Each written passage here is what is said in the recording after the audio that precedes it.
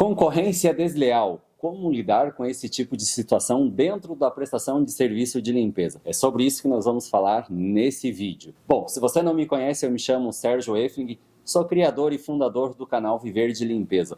Um canal voltado para pessoas que estão querendo ingressar no segmento da prestação de serviço de limpeza, bem como também para aqueles que já atuam, que já estão numa caminhada, numa jornada na prestação de serviço de limpeza, mas querem melhorar os seus resultados. Aqui no canal, se você fizer uma maratona, por assim dizer, você vai encontrar muitas coisas bacanas aí para ou começar ou para alavancar a sua empresa de limpeza. Se você ainda não é inscrito no canal, já se inscreve porque tem muito conteúdo bacana, como eu disse. Deixa o teu joinha porque assim eu vou saber que você está me acompanhando. Bem como também se você quiser deixar alguma pergunta nos comentários embaixo, deixa uma pergunta ali porque com certeza será um prazer poder gravar um vídeo aqui explicando ou trazendo uma resposta para você com o intuito de ajudar de alguma forma, certo?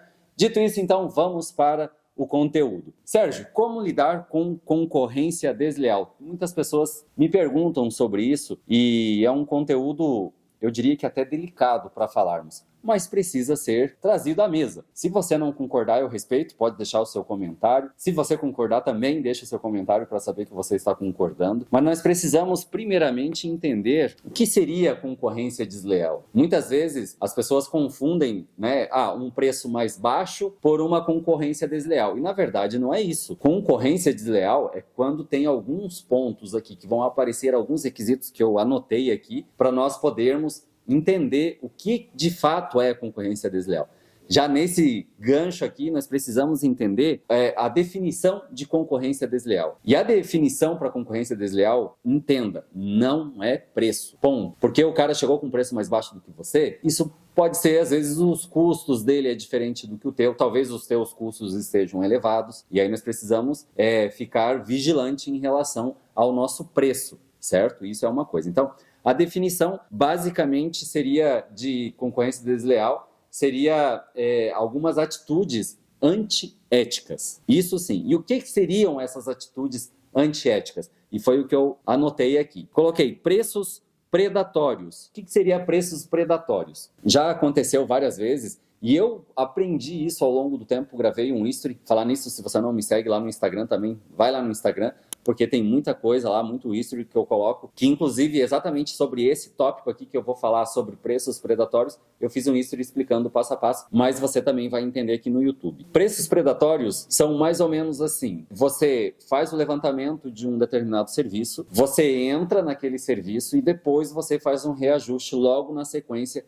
para equilibrar o seu preço. Ou seja, aí você está lá com um orçamento, um exemplo, R$5.000. Aí chega o teu concorrente e faz um orçamento por R$4.000. Cara, uma discrepância muito grande de preço. Só que ele entra lá dentro e aí ele começa a pegar o cliente e praticar um reajuste lá dentro do cliente sem o cliente perceber. Faz parte do jogo isso. É uma concorrência desleal?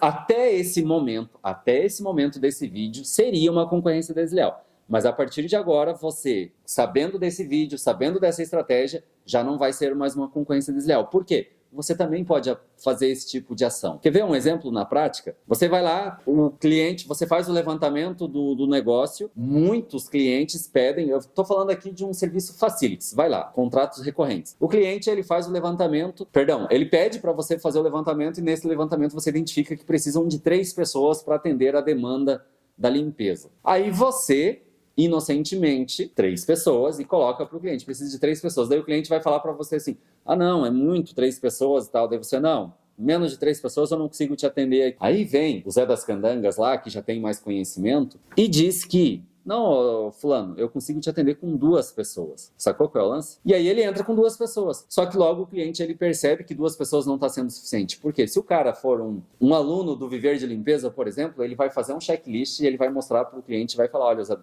fulano, tá difícil atendermos aqui, olha, 2 pessoas. Aí o cliente vai dizer, mas você falou que 2 pessoas atendiam. Atendiam, mas a demanda aqui aumentou. Enfim, daí tem várias alternativas para você falar, certo? Outro ponto muito importante que eu entendo que seria concorrência desleal: falsificação de qualificações. O que seria isso? Empresas que são pequenas ou empresas que não têm expertise, know-how numa determinada área, e eles apresentam um atestado de qualidade, de qualificação. Isso aí é uma concorrência desleal. mas isso é muito fácil você derrubar. Quando você começa a identificar esse tipo de atitude, de ação da tua concorrência, cara, aí você tem que ser esperto para poder mostrar para os teus prospects, colocar, não falar da empresa A, B ou C, mas você pode chegar para o cliente e dizer, olha, nós temos expertise. Em contrapartida, outras empresas estão no mercado falando que tem conhecimento, mas é importante o senhor ficar esperto, porque nem todas as empresas têm essa expertise de fazer esse determinado trabalho. Outro ponto importante, que é concorrência desleal e infelizmente acontece muito: suborno, corrupção, bola, pagar por fora para você fechar um contrato. Tem muito. E aí eu te digo o seguinte, tem clientes que não é para nós. Por exemplo, a VIP Limpeza adotou uma estratégia de não fazer esse tipo de ação. Então, o cliente que deixa entender que ele quer uma bola, ele leva um chute na bunda. É isso que acontece. Nós não prosseguimos com negociações onde o cliente queira levar vantagem. Porque o cliente que se vende para levar uma vantagem assim, ele vai se vender para outro. Ou seja, você vai ter um inferno, um contrato infernal para você atender. Então, é desleal? Sim. Mas aí cabe você entender se você quer fazer parte desse jogo ou não. Eu adotei a estratégia ou a atitude de não fazer isso, certo? Assédio de funcionários eu anotei aqui, mas, cara, concorrência desleal eu não sei se seria. Aí cabe você fazer um bom trabalho também de retenção de talento, de colaborador, de empregado, como você queira chamar. Muitas empresas, eles investem em cima dos seus colaboradores, porque talvez já estão treinados, já estão há mais tempo contigo, sabe que são pessoas responsáveis, e aí o concorrente ele vem e começa a querer pegar. Isso aí é uma concorrência um pouco desleal, eu considero, tá? Mas cabe você a fazer um bom trabalho. A mesma coisa acontece com outro tópico aqui, que é a difamação da tua empresa.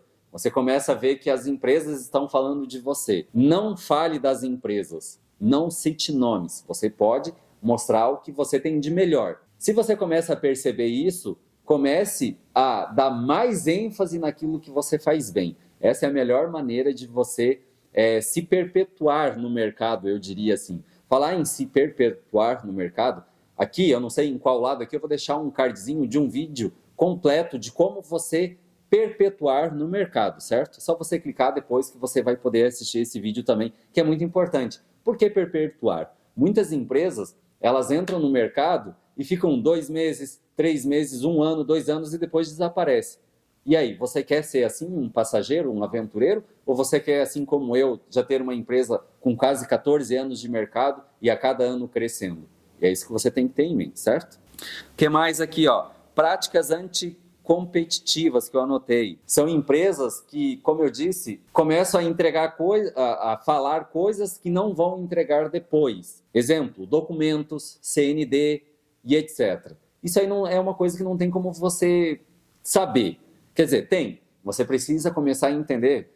Uma coisa que eu identifiquei os meus concorrentes próximos, quem são os bons, quem são os ruins, quando eu pego um cliente novo que ele já vem da terceirizada, vamos supor, ele já tinha uma empresa lá que prestava serviço, e aí ele encerrou o contrato e fechou conosco. Eu procuro entender com um prospect por que ele está trocando de empresa. E ali você vai descobrir muitas coisas, tá? Aí sobre leis e regulações, muitas empresas que não seguem à risca, mas isso aí você também consegue descobrir, como eu disse, fazendo pesquisa no mercado, até com os próprios colaboradores dele, não você se apresentar como o dono da empresa, mas você vê uma pessoa num terminal, pegando um ônibus, enfim, com uniforme, você, como é trabalhar nessa empresa e tal, e você ir descobrindo coisas daquela empresa, para quando você fizer uma visita, você já pode destacar que é uma coisa boa.